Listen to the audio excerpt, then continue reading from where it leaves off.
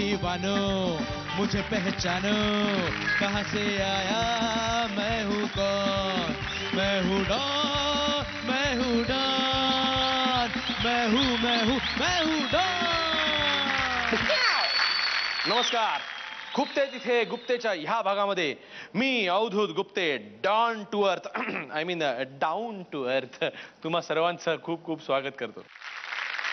तुम्ही म्हणाल की अवधूत हे डॉन डॉन डॉन डॉन काय लावले, तर महाराष्ट्रामध्ये असे दोन डॉन आहेत ज्याच्यामधल्या एकाच्या कमरेला तो चित्रपट सृष्टीतला डॉन असला तरी देखील कायम रिव्हॉल्वर असतं आणि दुसऱ्याच्या तोंडामध्ये प्रश्नांच्या गोळ्या असतात.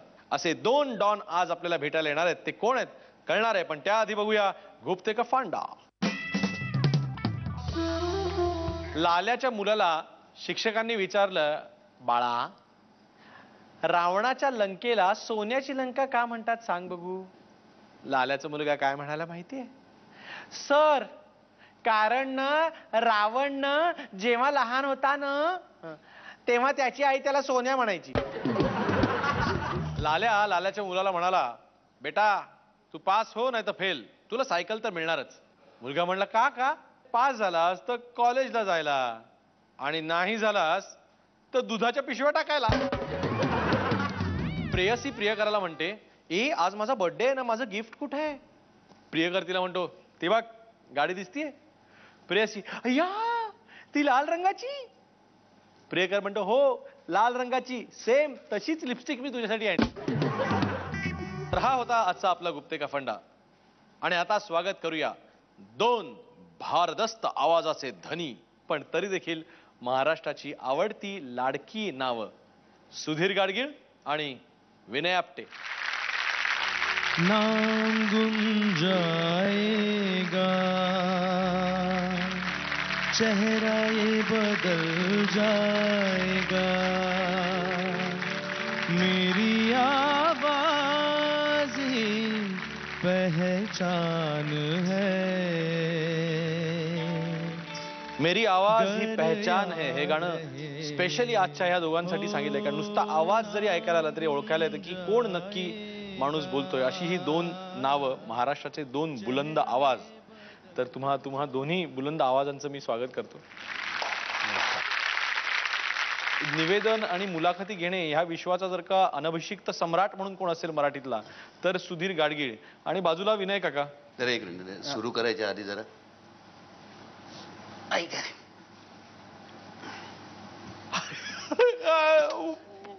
नाही घाबरू नको, खुपतोय म्हणून बाहेर काढलंय. बाकी तुम्हाला छान छान प्रश्न विचारशीलच, त्यामुळे ते काही वापरायची वेळ येणार नाही. भरलेलं जाताना परत घेऊन जाणार आहे, काही काळजी करू ते नको. भरलेलं आहे का. हो भरलेलं आहे ना. भरलेलं काय नाही, सेफ्टी कॅचेस वगैरे लागलेले आहेत. चुकून गोळी उडण्याचा अजिबात त्याच्यामध्ये काही संभव नाही. अशी ठेव का? हे ओके. नाही तशी नको, मला तुम्ही पण खूप आवडतं. पण मग कलाकाराच्या अभिव्यक्ती स्वातंत्र्यावर आजकाल एवढी गदा यायला लागली की घेऊनच फिरायला पाहिजे का सगळ्यांनी. हा पूर्वी असं होतं, म्हणजे ज्यावेळेला नथुरामची खूप कॉन्ट्रोवर्सी देशभर चालू होती, कानाकोपऱ्यात धमक्या येत होत्या, पोलीस प्रोटेक्शन होतं त्यावेळेला. पण पोलीस प्रोटेक्शनचं नंतर खूप त्रास व्हायला लागला. म्हणजे माझ्या गाडीत मलाच बसायला जागा नसायची, इतके पोलीस असायचे गाडीत. त्यामुळे यातनं सुटका मिळावी म्हणून मी शेवटी विनंती केली. त्यांनी मला हा मार्ग सांगितला. चालवायची वेळ आली होती का कधी. नाही आली. चालवता येतं, पण उत्तम चालवता येतं. हो हो, माझा काही नेम नाही. हो नका हो घाबरू मला, मी तसा बरा माणूस आहे. असं सुधीर काका मला पहिल्यांदा आता सांगा की तुम्ही हा कार्यक्रम आधी बघितलाय का, माझं बरं चाललंय का. अरे मस्त. मी पहिल्या एपिसोड पासून सर्व कार्यक्रम बघत आलो आणि तुझा जो डोळ्यातला चष्म्याआडचा निर्मळपणा आणि हसण्यातला दिलखुलासपणा आहे ना, त्याने तू निम्मी बाजी जिंकतोस. आणि मग काय बोलण्यात पुढे. थँक्यू. लोकांना रिसेप्शनला लग्नाच्या उभं राहिल्यानंतर सुद्धा 2-3 तास हसणं अवघड असतं आणि तुम्ही आयुष्यभर दिवसभर सतत हसतमुख चेहऱ्याने वावरता. तर कसं काय जमतं हे. म्हणजे मुद्दाम मी तोंड फाकवत नाही, माझा तो अंगभूत स्वभाव आहे. छान सगळं आनंदाने घ्यावं. नाही पण दरवेळेला हे असं खरंच असतं का. पूर्णतः मी कुठल्याही मालिकेत काम करत नसल्यामुळे मला उसणं अवसान आणून हसायला नाही लागत. तुम्हाला मीडिया मॅन असं म्हटलं जातं. कदाचित माध्यमांतर्गत येणाऱ्या ज्या सगळ्या गोष्टी आहेत, म्हणजे नाटक, चित्रपट, जाहिरात, दूरदर्शन, रेडिओ, लेखन, या सगळे प्रकार मी माझ्या उमेदवारी काळामध्ये 1 तारखेला नक्की पैसे मिळण्याकरता म्हणून केलेले आहेत.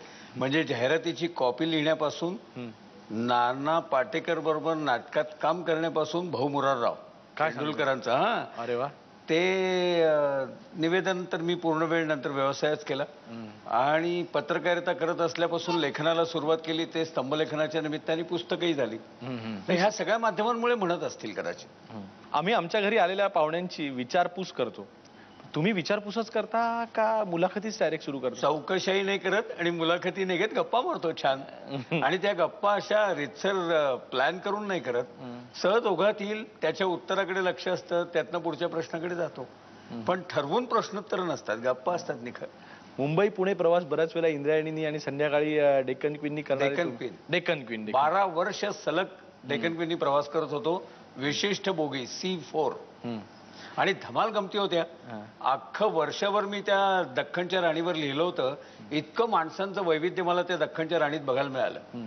एक गमत सांगतो, मंकी हिल पाशी गाडी थांबते ना ब्रेक चेकिंग करता, तर आमच्या बोगीतला एक किशन नावाचा माणूस होता. तो बरोबर ती गाडी 1.5 मिनिटं थांबली की दरवाजात जायचा आणि बरोबर आणलेली 2 डझन केळी तिथे जमणाऱ्या माकडांना टाकायचा. मी एकदा त्याला विचारलं, आपला चौकसपणामुळे त्याला विचारलं, म्हटलं तू हे रोज 2 डझन केळी तिथे का देतो? त्याने काय सांगावं? तो म्हणाला की ब्रह्मचारी मारुतीला नवस बोलल्यामुळे त्याला मुलगा झाला म्हणून तो हा नवस फेडतो.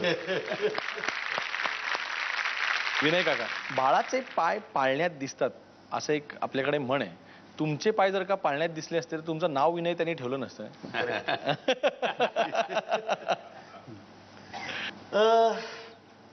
काय म्हणजे हा प्रश्न माझ्या आईलाही अनेक लोकांनी विचारलाय. तर ती म्हणली त्याच्यामध्ये जे नाहीये ते किमान नावात तरी असू दे म्हणून नाव ठेवलंय. कारण म्हणले माझा मुलगा जो आहे हा माझा मुलगा तडक फडक आहे, मार्दवानी त्याला फारसं बोलता येत नाही, त्यामुळे लोकांचा गैरसमज होऊ नये म्हणून त्याचं नाव विनय असं ठेवलंय. पण वास्तविक तशी परिस्थिती नाहीये. मी प्रत्येक वेळेला असा काही रागावलेला, चिडलेला, त्रासलेला, उगाच लोकांवर ओरडणारा असा माणूस मी नाही आहे. नम्र आहे की नाही सांग मला. 32 वर्ष ओळखतो मला, याला विचार मी नम्र आहे की नाही. पण कधी असा अनुभव आलाय का की ज्यांनी तुम्हाला तुमच्या स्पष्ट वक्तव्यानंतर सांगितलं की नाही विनयजी हे आवडलं, तुम्ही असं का बोललात? झालंय असं बऱ्याच वेळेला. म्हणजे कित्येक वेळेला असं होत होतं की ज्या वेळेला ऑफिसमध्ये मंडळी भेटायला यायची कामाच्या निमित्ताने, नाटकात काम पाहिजे, सिरियलमध्ये काम पाहिजे, त्यावेळेला मी त्याचा सगळा बायोडाटा विचारायचो. अजूनही विचारतो, काय करतो, काय नाही, काय नाही. आणि एक मुलगी माझ्याकडे आली होती आणि तिचं सगळं ऐकल्यानंतर मी तिला म्हटलं की का तुला अभिनय करायचा आहे? तू उत्तम नर्तिका आहेस, तू नृत्यामध्ये का नाही करिअर करत? मला असं वाटतं की अभिनयापेक्षा तुझं नृत्यामध्ये जास्त करिअर चांगलं होईल. ती चिडून नंतर निघून गेली तिथनं. 7 ते 8 वर्षांनी मला तिच्या एका परफॉर्मन्सला आमची गाठ पडली आणि त्याच्या आईने मला असं सांगितलं की तुम्ही दिलेला सल्ला जो होता तो त्यावेळेला तिला खूप वाईट वाटलं होतं, पण आज ती खूप कंटेंटेड आहे. तो सल्ला जो आहे तो सल्ला तिने मानला. अर्थात म्हणली तिला कामही कुठे फारशी मिळाली नाही, तिने प्रयत्न खूप केले, कामं मिळाली नाहीत आणि म्हणून मग तिने नृत्यावर कॉन्सन्ट्रेट केलं आणि ती आज खूप खुश आहे. असे अनेक. मुळात कसं आहे की स्पष्ट वक्तेपणामध्ये सुद्धा चुकीचे सल्ले कोणाला दिले नाहीत, चुकीची मतं कोणाला दिली नाही. का इतकं स्पष्ट बोलतोस तू असं मला लोक विचारतात. म्हणजे एखादं नाटक बघून आत गेल्यानंतर जर मला नाही आवडलं तर मला खोटं खोटं नाही बोलता येत आणि मग मी काहीच न बोलता एक तर बाहेर येतो किंवा मी आत जातच नाही. पण एखाद्याने मत जर विचारलं तर मला गुळूमुळू नाही बोलता येत. कदाचित तो माझ्या अपब्रिंगिंगचा भाग असेल, स्वभावाचा भाग असेल, मला माहित नाही. पण खोटं बोलणं मी शक्यतोवर टाळतो. शक्यतोवर नाही, टाळतोच.